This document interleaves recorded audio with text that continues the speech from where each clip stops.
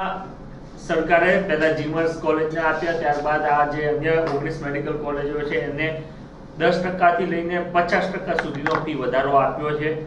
શું કંઈ કહેશો આપ?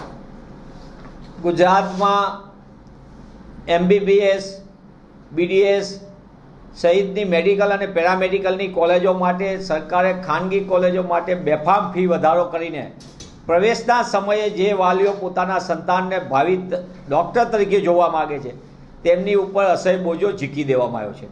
સરકારે પહેલાં નીટનો ગોટાળામાં કાંઈ ન્યાય ન આપી શકી વિદ્યાર્થીઓને, અને નીટમાં પરેશાન થયેલ હજારો વિદ્યાર્થી વાલીઓ જ્યારે ન્યાય માટેની લડત લડતા ત્યારે સતત વિસંગતતા વચ્ચે એમની પ્રવેશ પ્રક્રિયા ખોરંભે પડી.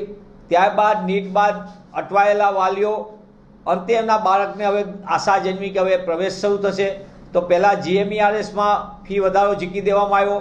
કોંગ્રેસ પક્ષના પ્રદેશ અધ્યક્ષ સન્માનીય શક્તિસિંહજી ગોહિલ અને કોંગ્રેસ પક્ષ NSUI સહિત બધાએ લડત આપી, અને GMERSમાં તો વાલીઓ સહિત બધાએ લડત આપી. ત્યારે એમની ફી વધારો સરકારે પ્રથમ દ્રષ્ટિએ પાછો ખેંચ્યો. પણ સમગ્ર બાબતની આખી સરકારની સ્ક્રિપ્ટ હતી કે GMERSના નામે ફી વધારો ઝીકીને સરકારની મનસા જે હતી એ મનસા સરકારે જાહેર કરી દીધી છે. અને તે સમયે જ ખાનગી મેડિકલ કોલેજના સંચાલકો, પેરામેડિકલ કોર્સ ચલાવતા કોલેજોના સંચાલકોએ મોટા પાયે સરકાર સાથે વ્યક્તિગત રીતે મુખ્યમંત્રી સાથે બેઠક કરીને ફી વધારાની આખી યોજના તૈયાર કરી દીધેલી. અને આ યોજનાના ભાગરૂપે ગઈકાલે મેડિકલ કોલેજો ઉપર અને એની સાથેની 1200 પેરામેડિકલ અભ્યાસક્રમ ચલાવતી કોલેજો ઉપર ફી વધારો મોટા પાયે ઝીકી દેવામાં આવ્યો. દુઃખની વાત એ છે કે સરકાર એક તરફ બેઠકો વધારવાની બહુ મોટી વાતો કરે છે, પણ બેઠકો વધારવાની સાથે સાથે મોટા પાયે એટલે 2 લાખથી લઈને 12 લાખ રૂપિયા સુધીની ફીનો વધારો જુદી જુદી કોલેજોમાં ઝીકી દીધો છે.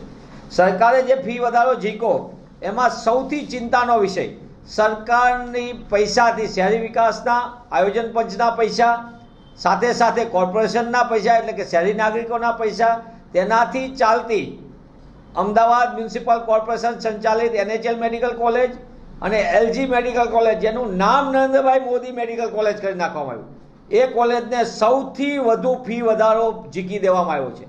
સુરતની અંદરની સ્વિમર કોલેજમાં પણ ફી વધારો મોટા પાયે ઝીકી દેવો.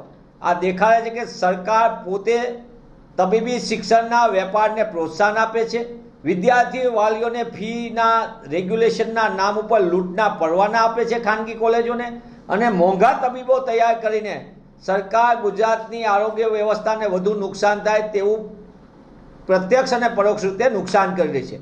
જે સરકાર વ્યાજબી ફીમાં શિક્ષણ આપે તો જ ગ્રામ્ય વિસ્તારમાં એ ડૉક્ટરો એની સેવા માટે ઉપલબ્ધ થઈ શકે. કરોડ રૂપિયામાં તૈયાર થતો ડૉક્ટર કઈ રીતે પ્રાથમિક આરોગ્ય કેન્દ્રમાં સેવા આપશે? 1 કરોડ રૂપિયામાં તૈયાર થતો ડૉક્ટર કઈ રીતે કોમ્યુનિટી હેલ્થ સેન્ટરમાં સેવા આપશે? કઈ રીતે એ સરકારી સિવિલ હોસ્પિટલમાં સેવા આપશે? એટલે સરકારની મનસા સ્પષ્ટ છે કે ડૉક્ટરોને મોંઘું શિક્ષણ કરવું, તબીબી શિક્ષણ, અને તબીબી શિક્ષણ મોંઘું કરીને લૂંટના પડવાના જે રીતે ખાનગી કોલેજોને આપ્યા એ ગંભીર છે.